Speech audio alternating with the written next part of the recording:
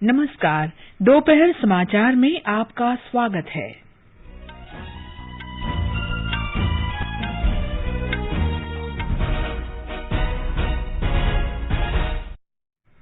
प्रधानमंत्री नरेंद्र मोदी की कम टीकाकरण वाले जिलों में स्थिति की समीक्षा के लिए वर्चुअल बैठक। उन्होंने 1 अरब से अधिक टीके लगाने के लिए कोरोना योद्धाओं की सराहना की। प्रधानमंत्री ने कहा, राज्यों को हर घर टीका मंत्र अपनाना चाहिए। केंद्र ने डेंगू के नियंत्रण और प्रबंधन के लिए सार्वजनिक स्वास्थ्य उपायों में सहायता के उद्देश्य से अधिक डेंगू मरीजों वाले 9 राज्यों और केंद्र शासित प्रदेशों में उच्च स्तरीय टीमें भेजी। देशव्यापी कोविड टीकाकरण अभियान के तहत अब तक 1 अरब 7 करोड़ 29 लाख से अधिक कोविड रोधी टीके लगाए गए। स्वस्थ होने की दर 98.22% हुई।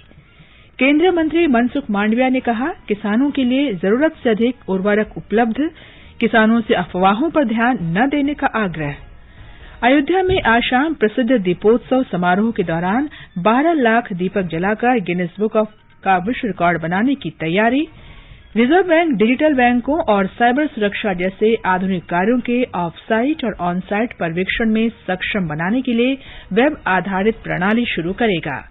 COP26 वैश्विक जलवायु शिखर सम्मेलन में विश्व नेताओं ने इस दशक के आखिर तक वनों की कटाई रोकने की प्रतिबद्धता व्यक्त की। देश जलवायु परिवर्तन की दर को धीमी करने में मदद के लिए मीथेन उत्सर्जन में कटौती भी करेंगे। युवा कार्यक्रम और खेल मंत्रालय ने इस वर्ष के राष्ट्रीय खेल पुरस्कारों की घोषणा की। ओलंपिक स्वर्ण पदक विजेता नीरज चोपड़ा, पैराशूटर अवनी लेखरा सहित 12 खिलाड़ियों को मेजर ध्यानचंद खेल रत्न पुरस्कार। मुक्केबाजी में आकाश कुमार ने वेनेजुएला के रियो ओलंपिक रजत पदक विजेता योएल फेनोल को हराकर सर्बिया के बेलग्रेड में सेमीफाइनल में जगह बनाई। भारत के लिए पहला पदक पक्का। और 2020 क्रिकेट विश्व कप में दुबई में आज शाम अबुधाबी में भारत का सामना अफगानिस्तान से और दुबई में न्यूजीलैंड और स्कॉटलैंड आमने सामने।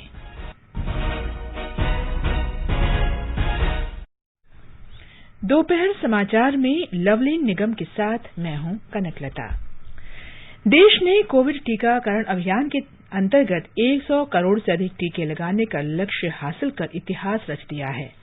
इस महत्वपूर्ण कार्य में योगदान करने वाले चिकित्सकों, नर्सों और अन्य स्वास्थ्यकर्मियों का आकाशवाणी अभिनंदन करता है। इसके साथ ही हम आपको सतर्क भी करना चाहते हैं कि कोविड अभी समाप्त नहीं हुआ है। आप सभी से हमारी अपील है कि यथाशीघ्र दोनों टीके लगवाएं और अन्य लोगों को भी टीके लगवाने के लिए प्रेरित करें। त्योहारों के समय कृपया 3 आसान उपायों का पालन अवश्य करें। मास्क लगाएं, 2 गज की सुरक्षित दूरी बनाए रखें, हाथ और चेहरा साफ रखें। कोविड से संबंधित कोई भी जानकारी और मार्गदर्शन के लिए राष्ट्रीय हेल्पलाइन नंबर 011-2397-8046 और 1075 पर संपर्क करें।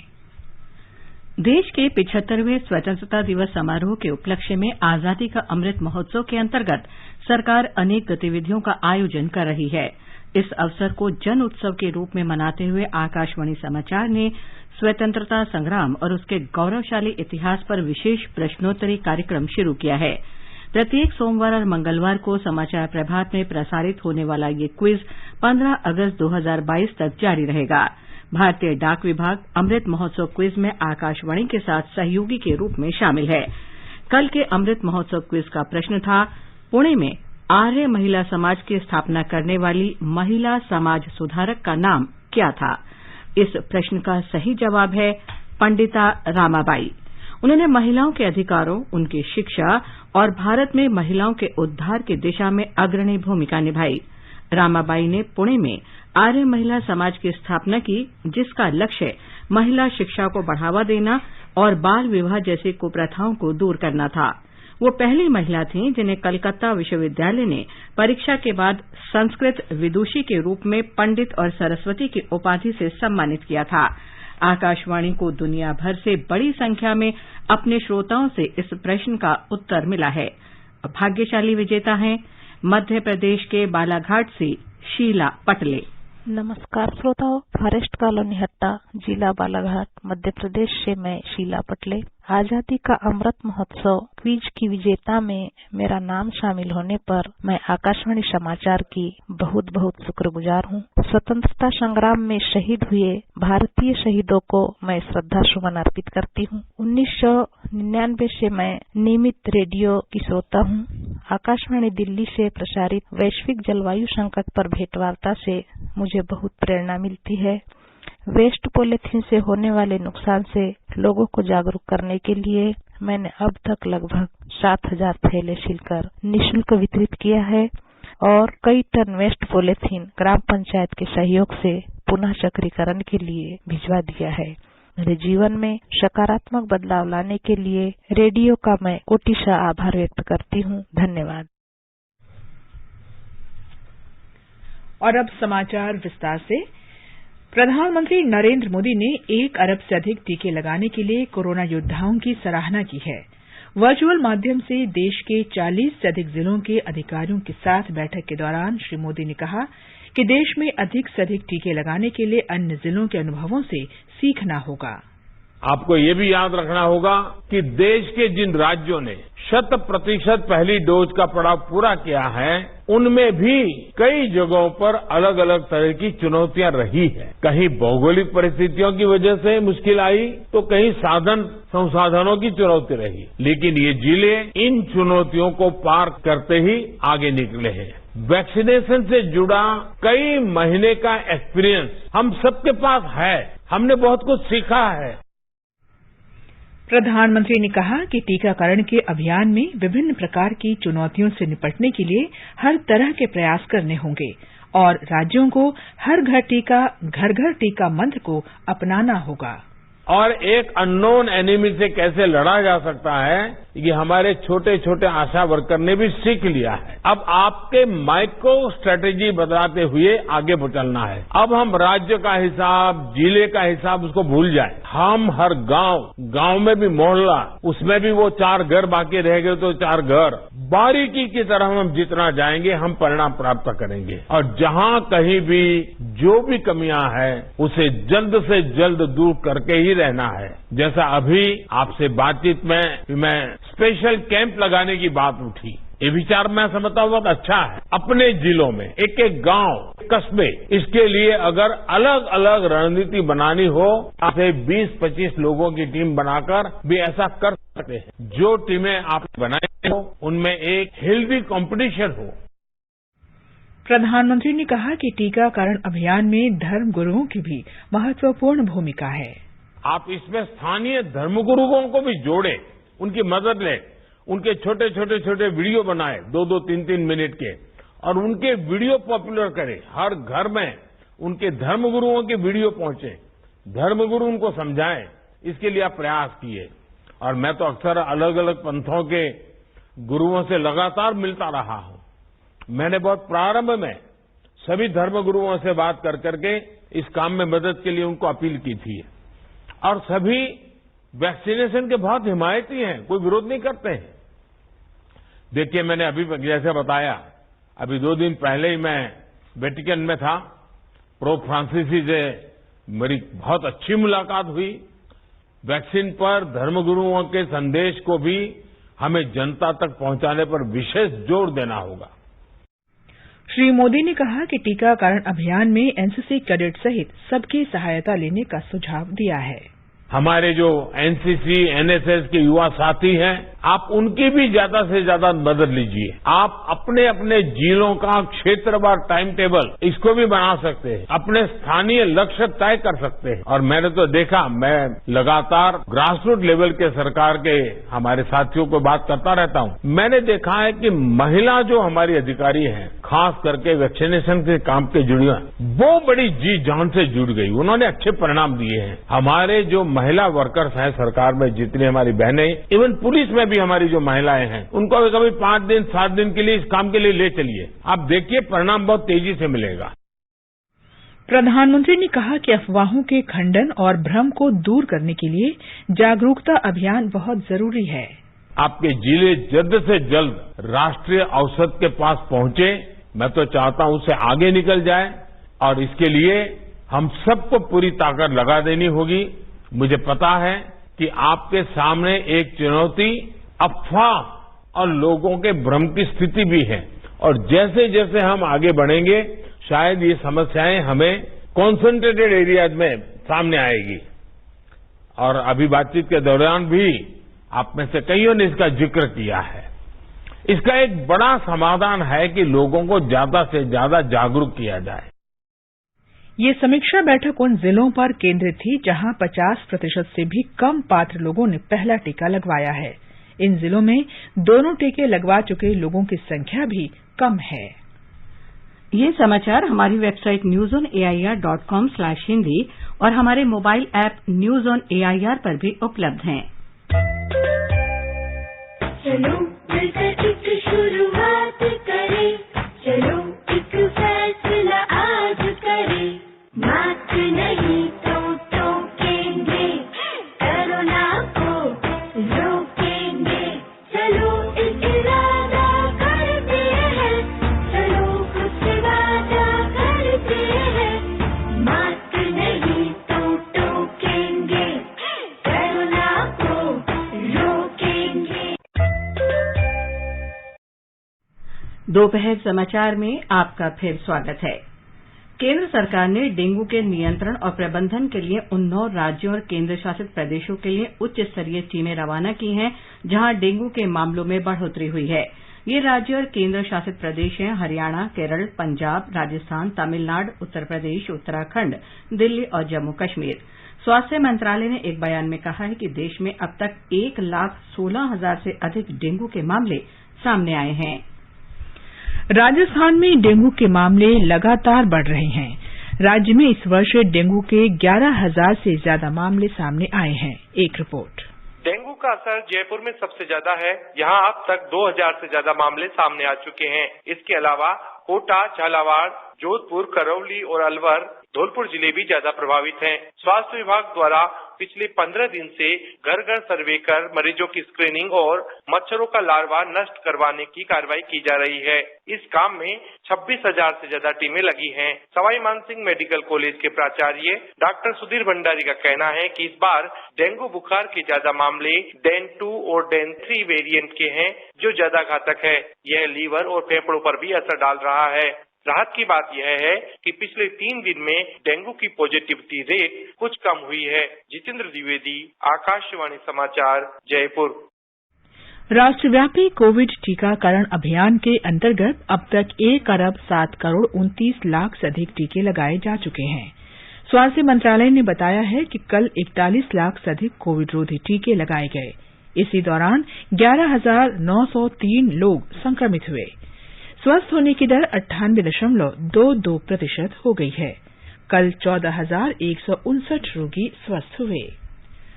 मध्य प्रदेश में राज्य मंत्रिमंडल ने कोविड के उपचार और प्रबंधन से संबंधित गतिविधियों के क्रियान्वयन के लिए नंबर 7659 नामक नई योजना को मंजूरी दी है। हमारे संवाददाता ने बताया है कि इसमें स्वास्थ्य बुनियादी ढांचे से संबंधित सभी व्यवस्थाएं शामिल हैं। योजना में स्वास्थ्य अधोसंरचना उन्नयन, मानव संसाधन प्रबंधन, दवा और अन्य उपकरण की खरीद, कोविड मरीजों का निःशुल्क उपचार, टेस्टिंग और सैंपलिंग व्यवस्थाओं जैसे कार्य शामिल हैं। मंत्रिपरिषद ने नागरिकों को बेहतर चिकित्सा और इलाज की निःशुल्क सुविधा के लिए 29 करोड़ 30 लाख रुपए की राशि का व्यय मुख्यमंत्री सहायता कोष से किए जाने के निर्णय को भी मंजूरी दी है। पूजा पीवर्धन, आकाशवाणी समाचार, भोपाल। स्वास्थ्य मंत्रालय ने छठ पूजा के दौरान कोविड निर्देशों के पालन में लोगों की भागीदारी के लिए हाल ही में एक श्रव्य दृश्य गीत जारी किया है। ये गीत प्रसिद्ध लोक गायिका शारदा सिन्हा ने गाया है।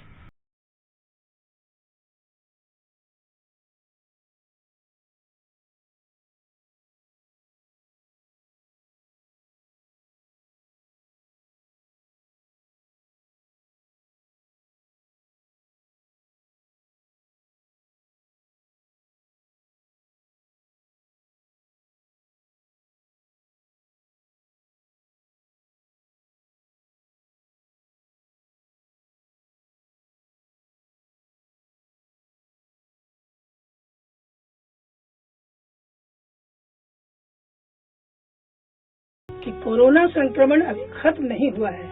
आइए हम सब मिलकर कोरोना अनुकूल व्यवहारों का पालन करते हुए जिम्मेदारी से त्योहार मनाएं। त्योहार भी और कोरोना उचित व्यवहार भी। और हाँ, जल्द से जल्द टीके के दोनों खुराक लेना न भूलें। आगे बढ़ने से पहले मुख्य समाचारों पर एक नजर। प्रधानमंत्री नरेंद्र मोदी की कम टीकाकरण वाले जिलों में स्थिति की समीक्षा के लिए वर्चुअल बैठक। उन्होंने 1 अरब से अधिक टीके लगाने के लिए कोरोना योद्धाओं की सराहना की। प्रधानमंत्री ने कहा, राज्यों को हर घर टीका मंत्र अपनाना चाहिए।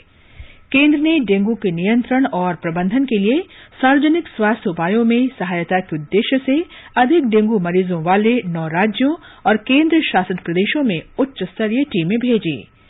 देशव्यापी कोविड टीकाकरण अभियान के तहत अब तक 1 अरब 7 करोड़ 29 लाख से अधिक टीके लगाए गए। स्वस्थ होने की दर 98.22% हुई। केंद्रीय मंत्री मनसुख मांडविया ने कहा, किसानों के लिए जरूरत से अधिक उर्वरक उपलब्ध, किसानों से अफवाहों पर ध्यान न देने का आग्रह। अयोध्या में आज शाम प्रसिद्ध दीपोत्सव समारोह के दौरान 12 लाख दीपक जलाकर गिनीज बुक का विश्व रिकॉर्ड बनाने की तैयारी। रिजर्व बैंक डिजिटल बैंकों और साइबर सुरक्षा जैसे आधुनिक कार्यों के ऑफ-साइट और ऑन-साइट पर्यवेक्षण में सक्षम बनाने के लिए वेब आधारित प्रणाली शुरू करेगा। COP26 वैश्विक जलवायु शिखर सम्मेलन में विश्व नेताओं ने इस दशक के आखिर तक वनों की कटाई रोकने की प्रतिबद्धता व्यक्त की। देश जलवायु परिवर्तन की दर को धीमी करने में मदद के लिए मीथेन उत्सर्जन में कटौती भी करेंगे। युवा कार्यक्रम और खेल मंत्रालय ने इस वर्ष के राष्ट्रीय खेल पुरस्कारों की घोषणा की। ओलंपिक स्वर्ण पदक विजेता नीरज चोपड़ा, पैराशूटर अवनी लेखरा सहित 12 खिलाड़ियों को मेजर ध्यानचंद खेल रत्न पुरस्कार। मुक्केबाजी में आकाश कुमार ने वेनेजुएला के रियो ओलंपिक रजत पदक विजेता योएल फिनेल को हराकर सर्बिया के बेलग्रेड में सेमीफाइनल में जगह बनाई। भारत के लिए पहला पदक पक्का। और 2020 क्रिकेट विश्व कप में आज शाम अबुधाबी में भारत का सामना अफगानिस्तान से और दुबई में न्यूजीलैंड तथा स्कॉटलैंड आमने सामने। केंद्रीय रसायन और उर्वरक मंत्री मनसुख मांडविया ने कहा है कि यूरिया और डीएपी जैसे उर्वरकों की पर्याप्त मात्रा में आपूर्ति होगी। उन्होंने नवंबर माह के लिए उर्वरकों की उपलब्धता की अधिकारियों के साथ समीक्षा की है। श्री मांडविया ने कहा कि उर्वरकों की उपलब्धता राज्यों और केंद्र शासित प्रदेशों की मांग से अधिक रहेगी। श्री मांडविया ने किसानों से अनुरोध किया कि वे अफवाहों के आधार पर उर्वरकों की जमाखोरी न करें। उत्तर प्रदेश में दीपावली के अवसर पर प्रसिद्ध दीपोत्सव समारोह आज शाम अयोध्या में शुरू होगा। प्रत्येक वर्ष उत्सव की भव्यता बढ़ रही है। समारोह के दौरान 12 लाख दीपक जलाकर गिनीज बुक का विश्व रिकॉर्ड बनाने की तैयारी है। हमारे संवाददाता ने बताया है कि केंद्रीय संस्कृति और पर्यटन मंत्री जी किशन रेड्डी मुख्यमंत्री योगी आदित्यनाथ के साथ महोत्सव में हिस्सा लेने के लिए वहां पहुंच गए हैं। ये समाचार आकाशवाणी से प्रसारित किए जा रहे हैं। ताजा समाचार जानने के लिए आप हमारे Twitter handle @AIR News Hindi को फॉलो कर सकते हैं। ये आकाशवाणी है। भारतीय रिजर्व बैंक जल्द ही एक वेब आधारित पर्यवेक्षण प्रणाली शुरू करेगा जो डिजिटल बैंकिंग और साइबर सुरक्षा को मजबूत करेगी। बैंक के डेप्यूटी गवर्नर महेश जैन ने कल मुंबई में ये जानकारी दी। उन्होंने कहा कि बैंकों को नियमों का पालन करने में सावधानी बरतने और पर्यवेक्षण संबंधी चुनौतियों का सामना करने के लिए और अधिक निवेश करने की आवश्यकता है। वैश्विक जलवायु सम्मेलन में विभिन्न देशों के नेताओं ने इस दशक के अंत तक वनों की कटाई को रोकने और शक्तिशाली ग्रीन हाउस गैस मीथेन के उत्सर्जन में कटौती करने का संकल्प लिया है। लगभग 90 देश अमेरिका और यूरोपीय संघ के नेतृत्व में इस उत्सर्जन को कम करने के प्रयास में शामिल हैं। युवा कार्य और खेल मंत्रालय ने वर्ष 2021 के लिए राष्ट्रीय खेल पुरस्कारों की घोषणा की है। राष्ट्रपति 13 नवंबर को राष्ट्रपति भवन में विशेष समारोह में खिलाड़ियों को ये पुरस्कार प्रदान करेंगे।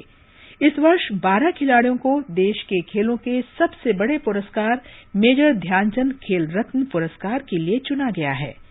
इनमें टोक्यो ओलंपिक में स्वर्ण पदक विजेता भाला फेंक खिलाड़ी नीरज चोपड़ा, पहलवान रवि कुमार, महिला मुक्केबाज लवलीना बोरगोहाई, हॉकी खिलाड़ी पीआर श्रीजेश, पैरा निशानेबाज अवनी लेखरा भी शामिल हैं।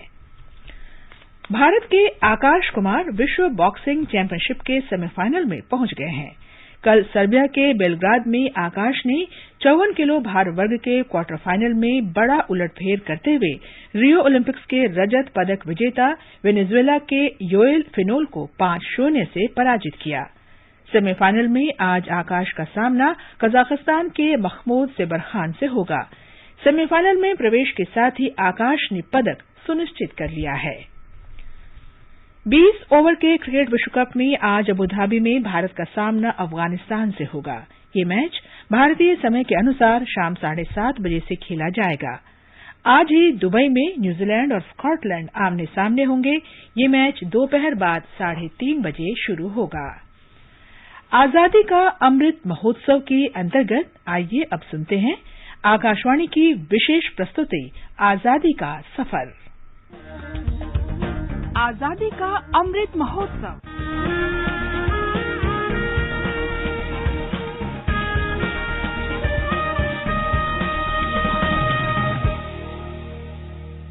आजादी का सफर आकाशवाणी के संग। भारत का गौरवशाली स्वतंत्रता संग्राम आधुनिक दुनिया के अब तक के सबसे महान संघर्षों में से एक है। आकाशवाणी समाचार आपके लिए लेकर आता है प्रतिदिन इसी संघर्ष की एक झलक।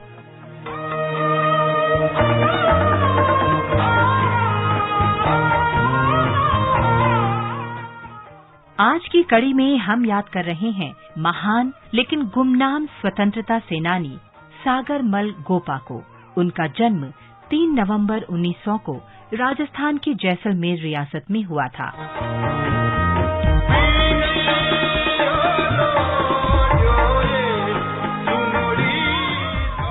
सागरमल प्रतिबंधित प्रजा मंडल के नेता थे और उन्होंने जैसलमेर तथा आसपास के क्षेत्रों के लोगों को स्वतंत्रता संग्राम में भाग लेने के लिए प्रेरित किया। 1921 में सागरमल गांधी जी के असहयोग आंदोलन का भी हिस्सा बने और उन्होंने जैसलमेर के लोगों से आंदोलन में भाग लेने का आह्वान किया। सागरमल के पिता आख्या राज जैसलमेर के तत्कालीन शासक महारावल जवाहर सिंह के दरबार में काम करते थे। अपनी युवावस्था के दौरान उन्होंने ब्रिटिश भारत में स्वतंत्रता आंदोलन के प्रति अपने गृह राज्य द्वारा दिखाए गए उदासीन रवैये को महसूस किया। इससे वो बहुत आहत हुए और उनके अंदर धीरे धीरे विद्रोह के प्रति जोश की ज्वाला जगी। जवाहर सिंह ने रियासत में पत्रिकाओं के मुद्रण और पढ़ने पर प्रतिबंध लगा दिया। महाराजा को धता बताते हुए सागरमल ने अपनी पुस्तक जैसलमेर का गुंडा राज में जवाहर सिंह के अत्याचारों का उल्लेख किया और कई पुस्तकों का प्रकाशन कर जनता को स्वतंत्रता आंदोलन में शामिल होने के लिए प्रेरित किया। सागरमल ने जैसलमेर राज्य के शासक की जन विरोधी नीतियों का जमकर विरोध किया, जिसके कारण जैसलमेर और हैदराबाद की रियासतों ने अपने क्षेत्र में उनके प्रवेश पर प्रतिबंध लगा दिया। सागरमल अपने परिवार के साथ नागपुर चले गए, लेकिन जब उनके पिता की मृत्यु हुई तो सागरमल 25 मई 1941 को उनका अंतिम संस्कार करने के लिए जैसलमेर आए। तब उन्हें राजद्रोह के आरोप में गिरफ्तार कर लिया गया और 6 साल के कठोर कारावास की सजा सुनाई गई। उन्हें सालों तक जेल में प्रताड़ित किया गया। कहा जाता है कि उन्हें जेल में जिंदा जला दिया गया। 4 अप्रैल 1946 को उनका निधन हो गया।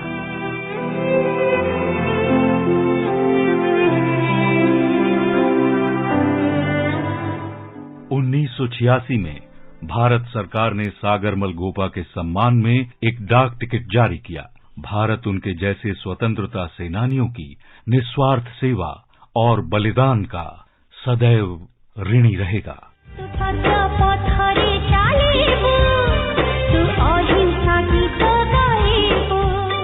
आज स्वतंत्रता सेनानी और सामाजिक कार्यकर्ता अन्नपूर्णा महाराणा की भी जयंती है। उनका जन्म 3 नवंबर 1917 को ओडिशा के प्रसिद्ध स्वतंत्रता सेनानियों रमा देवी और गोप बंधु चौधरी के घर हुआ था। अन्नपूर्णा जब केवल 14 साल की ही थीं, स्वतंत्रता संग्राम में शामिल हो गईं। वो एक उत्साही गांधीवादी थीं और 1934 में पुरी से भद्रक तक गांधी जी की ऐतिहासिक हरिजन पद यात्रा में उनके साथ साथ थीं। गांधी को आदर्शरे मथा टेकिबु तो गांधी हबु तू गांधी हबु।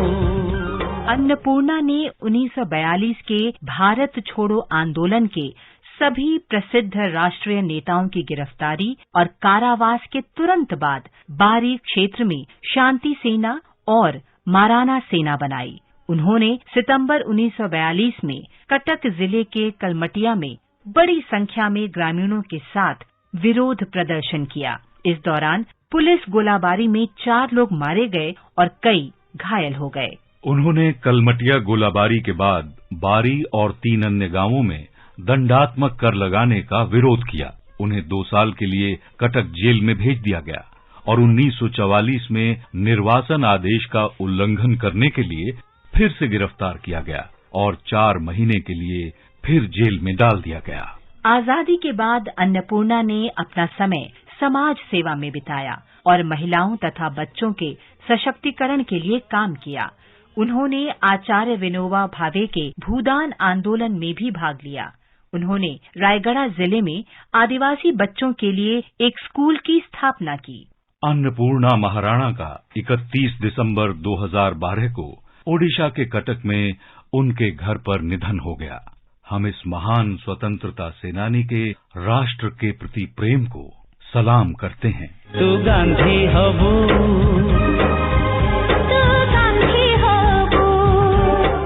इसके साथ ही आजादी का सफर आकाशवाणी समाचार के संग श्रृंखला का ये अंक समाप्त हुआ। मिलते हैं कल अगली कड़ी।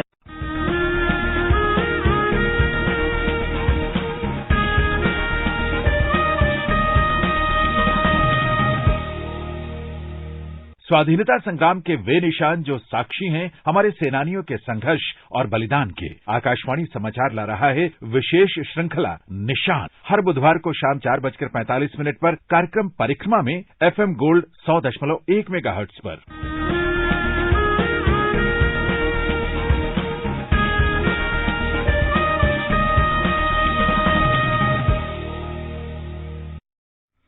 अंत में मुख्य समाचार एक बार फिर। प्रधानमंत्री नरेंद्र मोदी की कम टीकाकरण वाले जिलों में स्थिति की समीक्षा के लिए वर्चुअल बैठक। उन्होंने 1 अरब से अधिक टीके लगाने के लिए कोरोना योद्धाओं की सराहना की। प्रधानमंत्री ने कहा, राज्यों को हर घर टीका मंत्र अपनाना चाहिए। केंद्र ने डेंगू के नियंत्रण और प्रबंधन के लिए सार्वजनिक स्वास्थ्य उपायों में सहायता के उद्देश्य से अधिक डेंगू मरीजों वाले 9 राज्यों और केंद्र शासित प्रदेशों में उच्च स्तरीय टीमें भेजी। देशव्यापी कोविड टीकाकरण अभियान के तहत अब तक 1 अरब 7 करोड़ 29 लाख से अधिक टीके लगाए गए।